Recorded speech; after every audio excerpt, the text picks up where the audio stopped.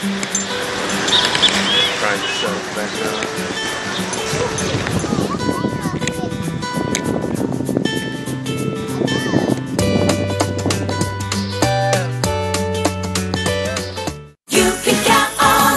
Extra large tomatoes, just $2.49 per pound. Value pack fresh Purdue chicken thighs with drumsticks, only $1.99 per pound. Large inputted white eggs, just $2.50 per dozen. Minute Maid premium orange juice, just $2.99 per select varieties of 59-ounce cartons. Save $1.26 on Lay's potato chips, $2.99 for a 6.5-ounce bag. All stores open Monday through Saturday from 7 a.m. to 10 p.m. and Sunday 9 a.m. to 7 p.m. for your shopping convenience. You can count on us. Live from Bermuda Broadcasting, this is ZBM TV9 News. Good evening, everyone. It's Friday, March 9th. I'm Jasmine Patterson, and thanks for joining us tonight.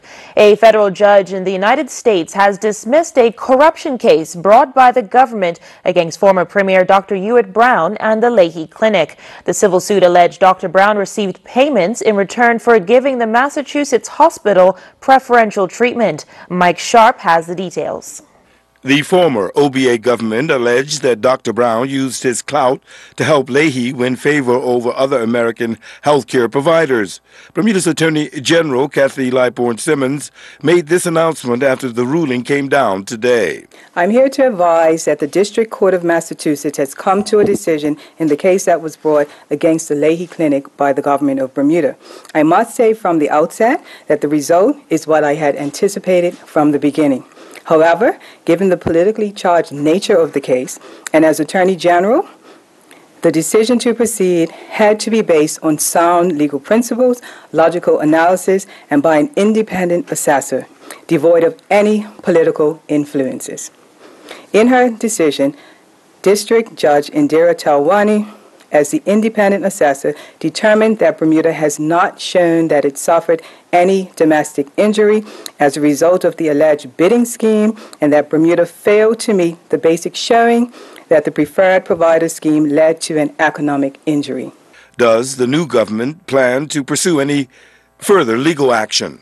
Lahey is a very valued community partner of the government of Bermuda, and we intend to make sure that we maintain that relationship for our community's benefit. What was the cost of this case to the taxpayer? We don't have a final cost at this stage. It's well over $1 million, and so we will come back with a definitive cost on that. I think it's important that the public know what the costs surrounding these proceedings are, but we will certainly come back. But at this stage, I'm not prepared to definitively give you a figure. Shadow Attorney General Trevor Manis, in a press statement, said the dismissal of the government's civil case against Lahey Clinic comes as a disappointment. Mr. Manis continues by saying, indeed, the Honorable District Judge stated as follows: it may well be that Bermuda's allegations as to Lahey's commission of various predicate acts would suffice for criminal charges or civil enforcement proceedings brought by the Attorney General of the U.S. Mr. Manis says, in other words, the federal judge is saying that criminal acts may have been committed. She pointedly noted that American institutions, such as Johns Hopkins, may have a valid domestic injury claim against Lahey within the United States. I'm Mike Sharp with Bermuda Broadcasting News. Government wants more accountability from the island's two municipalities, Hamilton and St. George. To that end, Home Affairs Minister Walton Brown Jr. today indicated his intention to table at the next sitting of the House a bill titled the Municipality Amendment Act 2018. If passed, it will firstly delay upcoming municipal elections. This bill proposes to defer elections for a year until May 2019 while the government undertakes consultations with the corporations of Hamilton and St. George and the residents and ratepayers in each municipality and with the general public of Bermuda. During this period, government will determine the most appropriate method to strengthen and modernize municipal governance for the benefit of Bermuda. The bill also includes a number of proposed reforms based on a number of incidents, which Minister Brown highlights. Failures of accountability and proper due diligence and governance in the awarding of contracts. Members will recall that the proposed Hamilton waterfront and the Polyville Hotel developments resulted in a highly critical report by the Bermuda Ombudsman. legislative intervention by the government of Bermuda, the assumption of temporary stewardship, and an arbitration that has caused many millions to the taxpayer. This saga continues in the case of the Mexico Infrastructure Finance versus the Corporation of Hamilton, where, as you will recall, Mr. Speaker, $12 million is been missing. The case is now headed for the Privy Council. Secondly, inadequate resources to undertake important public infrastructure projects, such as the needed upgrade to the sewage system. Policy and operations that need to be aligned with government policies and legislation, and lack of consultation with the relevant government departments in relation to infrastructure. Reform is needed to assure collaboration between Ministries of Public Works and Public Safety and Home Affairs before embarking on projects that impact traffic control and the making of ordinances. However, Charles Gosling, the mayor of Hamilton, says he's not impressed by the decision to reform the governance of the two municipalities. The mayor of Hamilton says there's been a misunderstanding. We're really looking at little nitpickings going on, and it is just such a shame that they are having to drop to such minutiae to try and even make the semblance of a case. The plan put forward by Home Affairs Minister Walton Brown seeks to align the operations of St. George and Hamilton with government policies.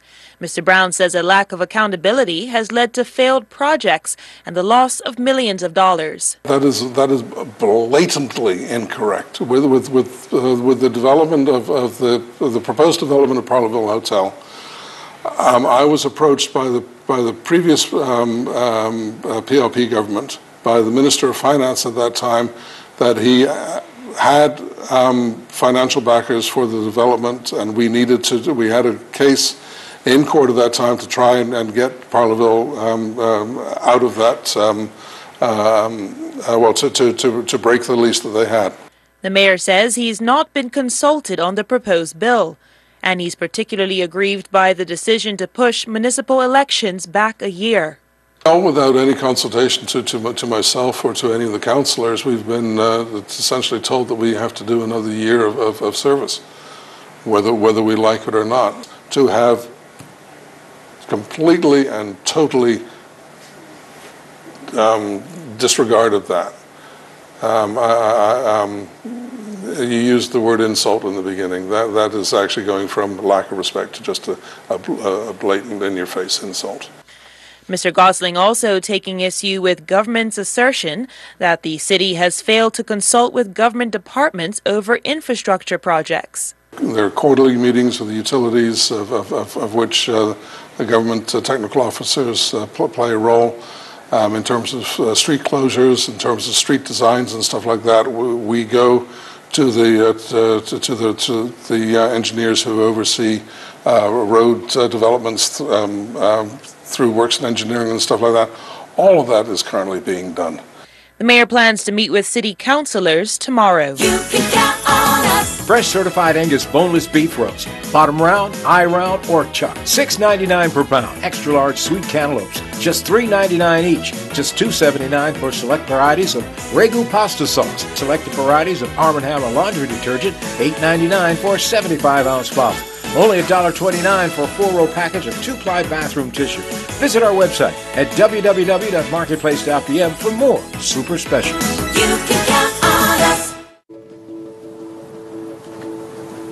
The whole concept came from the collaboration with BF&M and the America's Cup. The Endeavour program is the legacy of the 35th America's Cup that was here in Bermuda in June. And we've continued the charity now operating in Bermuda. And going forward, we thought, what a great opportunity for children on the autism spectrum. And hence we actually developed the No Limits program. They really do benefit from this kind of outdoor experience, this environment. You know, just yesterday going off the east end of Bermuda, I mean, they wouldn't have done that. Not many children in Bermuda have done that. And just them learning to take control of a large bit of transportation that they're doing at that age, and they may never get that opportunity. That's where you see the biggest progress is whether they were looking at their hand steering, you know, now they're looking forward and actually looking where they're going, because they've realized, oh, I know where my hand is. I can do this without looking at my hand. We are so grateful for the Endeavour program and what it has done for the students on the autism spectrum. Welcome back. Senior Magistrate Juan Wolf will oversee a court case involving a judge charged with driving under the influence in the Caribbean. The Chief Justice of the Cayman Islands invited their governor to appoint a magistrate from another island to try the matter of Justice Ingrid Mangatol. As a result, Acting Governor Franz Manderson agreed to the appointment of Senior Magistrate Juan Wolf. Magistrate Wolf is expected to arrive in Grand Cayman next Tuesday to be sworn in on the following day in preparation for the March 15th hearing. The former Jamaican Supreme Court judge was arrested on suspicion of driving under the influence and careless driving after her car crashed into a wall on September 4th last year. She was only formally charged last Friday.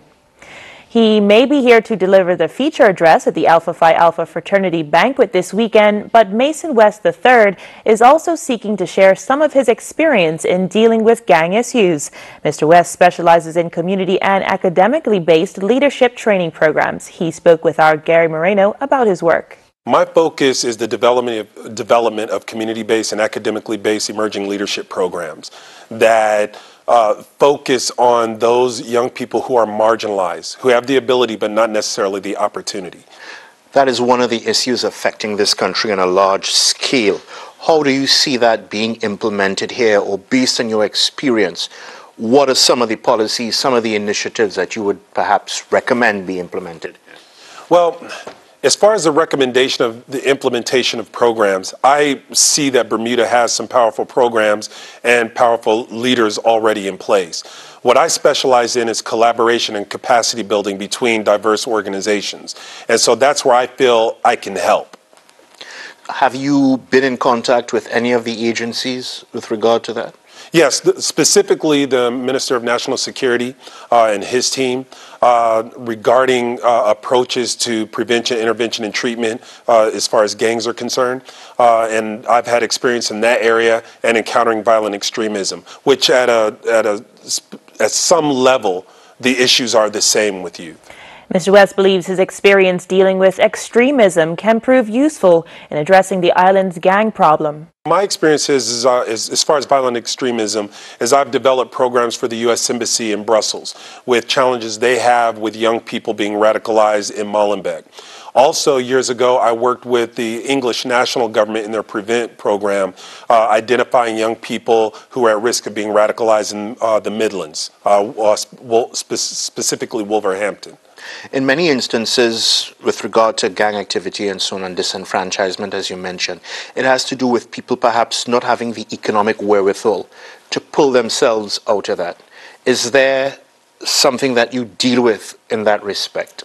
Well, I go a little bit deeper than just the economic marginalization. There's also the social marginalization, the lack of a voice or lack of the feeling of participation in one's destiny. So what I specifically work with is helping young people to identify their talents, what marketable skills they can develop, and how they can have a voice in their community. And try to do that through systems that are already in place in their community and also in their educational system. But how does that work, though? What would that look like here in Bermuda? Actually, I'm glad you asked that because I got my first start with that here in Bermuda. I worked at a school called Bermuda Institute, and another teacher, his name is Dr. Tyron Douglas, and myself created a program at Bermuda Institute. And the whole idea of the program was those young people who are not always the stars in the academic arena, giving them a place of leadership in their space, in their community. And that's pretty much what we do. Those young people who are not always seen as the stars, but they have the gifts, we give them a place to let those gifts shine. Mr. West has already had talks with National Security Minister Wayne Keynes and his anti-gang team. A gentle reminder that daylight savings begins this Sunday at 2 a.m., which means clocks go back forward by an hour to 3 a.m. This means we all lose an hour of sleep before going to work on Monday. So you might want to set your clocks an hour ahead before going to bed Saturday night. Now let's head over to the AccuWeather headquarters for the latest.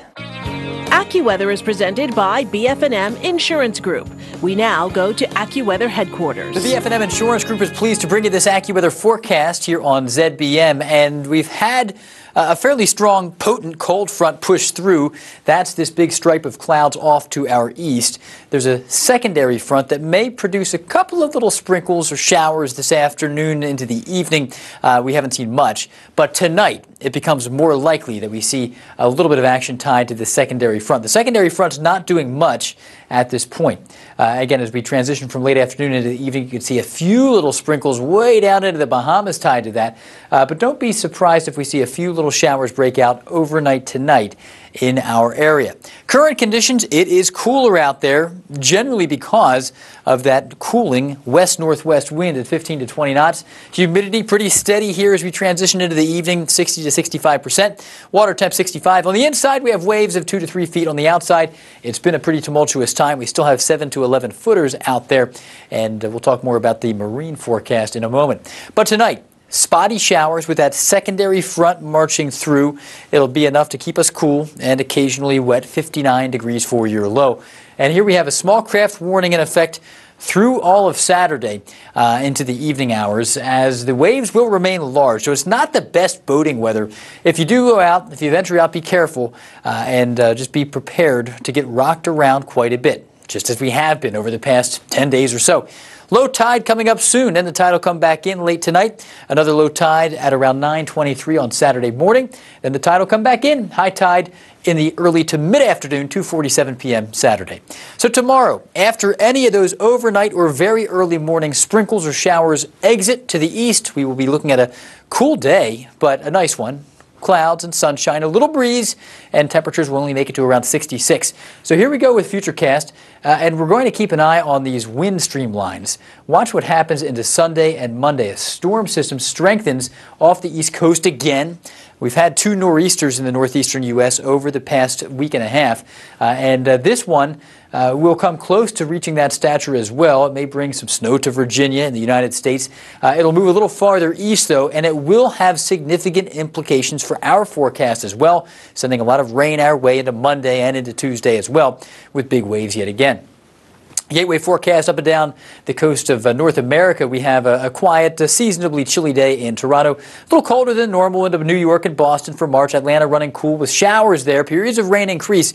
And Miami, a little cool as well. London, milder, but still a little bit wet. Elsewhere, farther south into the Caribbean, scattered showers, pretty numerous, and it's warm. Look at Jamaica, 90 degrees. That looks nice. So our extended forecast begins okay. The waves will be active, though, all weekend long, especially Saturday. Monday, widespread rain and some wind. We'll get very wet into Monday night and Tuesday. Then showers will gradually taper off, but we'll have big waves continuing. Enjoy your weekend. Back to you.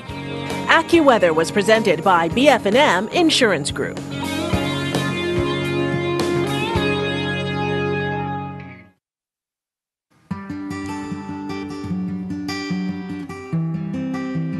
Jane just got diagnosed with dementia. Her doctor recommended home care service. Jane chose Bermuda in-home care, a full home care service with certified dementia care specialists available 24/7. Jane and her family was extremely happy when the caregiver showed up on time. The caregiver prepared her meals, reminded her to take medication, helped her with personal hygiene care, and solved puzzles with her. The family chooses Lighthouse Medical Supplies to set up all her durable medical equipments. Call Bermuda In-Home Care, 705-4424. Your one-stop shop for all your home care services and medical supplies. Taking the hassle out of healthcare, call now, 705-4424.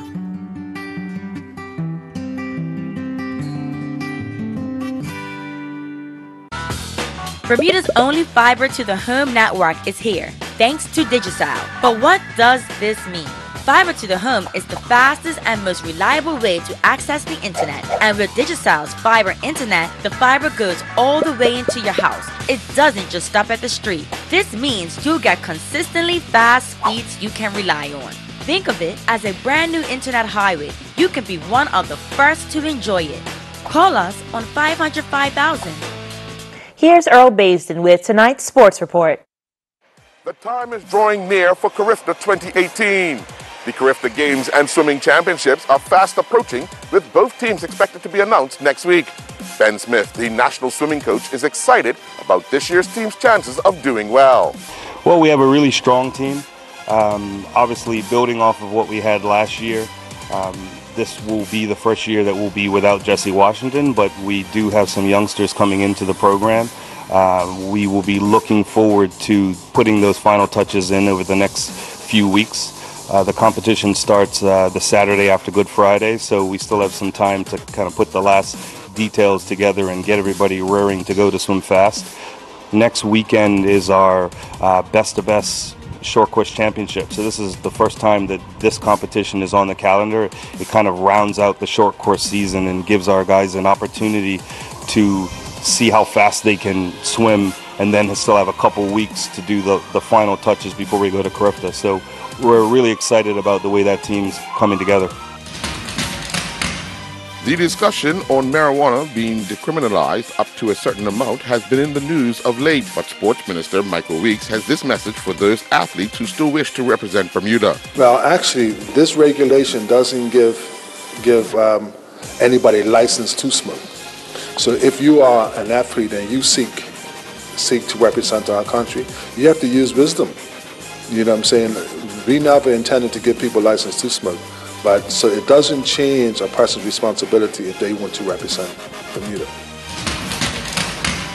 Shadow Minister of Sport Ben Smith is looking forward to working with the Minister of Sport Michael Weeks in a bid to increase the funding for all sports. Well, for me, I think that sport needs to become a priority in Bermuda. For a long time, I would say that the country of Bermuda has had aspirations and desire of being at the world level. We always expect our athletes to achieve at the highest level, but the truth is our support has always been at a very low level. So you can't expect gold medal results and then give bargain basement support.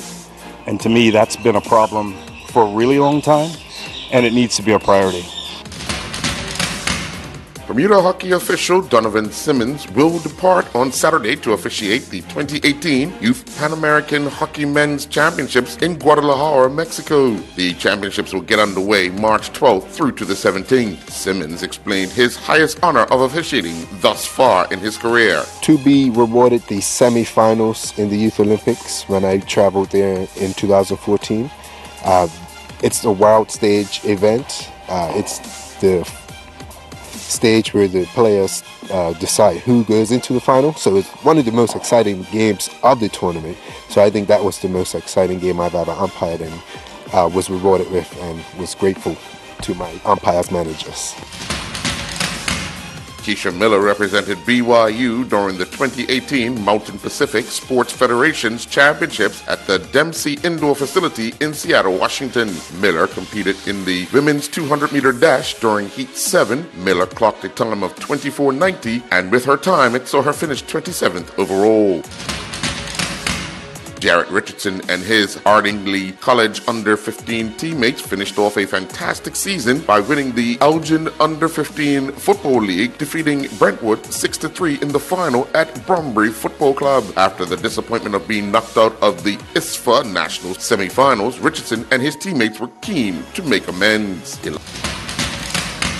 Jarrett Richardson and his Ardingly College under-15 teammates finished off a fantastic season by winning the Elgin Under-15 Football League, defeating Brentwood 6-3 in the final at Brombury Football Club. After the disappointment of being knocked out of the ISFA National Semifinals, Richardson and his teammates were keen to make amends. Elizabeth Parsons and her Wagner women's golf teammates began its championship spring series by playing the Lonnie Barton Invitational at the LPGA International Jones Golf Course. Parsons finished 36th overall after back-to-back rounds of 12 over par 84s. Parsons and her teammates as a team finished 7th out of 13 teams in the tournament. A total of 43 archers competed in the Davis Seamus Archery and Indigo Archery events at various times and locations around the island. The bare bow over 12 high score was Alana Frith from Summersfield Academy with a score of 282, while the bare bow 11 and under top scorer was Caitlin Niemeyer from BHS, recording a score of 250. The high score for the compound bow 11 and under division was Jaden Masters from the homeschool group with a score of 220. In ladies classic bowling league action, the upstarts fell 17-3 to the classy ladies. The strike zone went down 11-9 to the Stardust, while the FIL dangerous dames went down 16-4 to the fresh spears. Precious Gems defeated OCD 17-3. I'm Earl Baisden with Bermuda Broadcasting Sports. Check out the great products at our $4 Depot stores. Party bags, candles, soaps, and a variety of health and beauty items, even candy.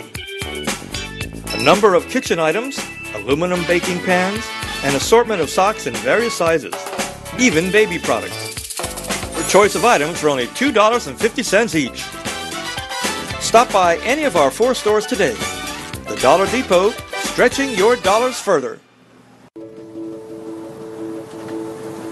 The whole concept came from the collaboration with BF&M and the America's Cup. The Endeavour program is the legacy of the 35th America's Cup that was here in Bermuda in June. And we've continued the charity now operating in Bermuda. And going forward, we thought, what a great opportunity for children on the autism spectrum. And hence we actually developed the No Limits program. They really do benefit from this kind of outdoor experience, this environment. You know, just yesterday going off the east end of Bermuda, I mean, they wouldn't have done that. Not many children in Bermuda have done that. And just them learning to take control of a large bit of transportation that they're doing at that age, and they may never get that opportunity. That's where you see the biggest progress is whether they were looking at their hand steering, you know, now they're looking forwards and actually looking where they're going because they've realized, oh, I know where my hand is. I can do this without looking at my hand. We are so grateful for the Endeavour program and what it has done for the students on the autism spectrum. Strap on your tool belts because it's year 2 for the Kids in Construction contest. The friendly competition pushes young Bermudians to test their limits in creative minds and crafty hands. All of the creations get auctioned off with the proceeds going to a scholarship fund. Gary Foster Skelton has the details. Homegrown, handcrafted. A truly unique highlight to any habitat. It's a talking piece when we have guests over, obviously, for dinners, and every one of the tourists we've had in our nice little studio rental here have loved this. This shed and this mailbox were created by some of the island's hard-working middle and high school students who participated in last year's Kids in Construction contest. And they're back at it. This year, the Construction Association of Bermuda has the youngsters building mailboxes and gazebos.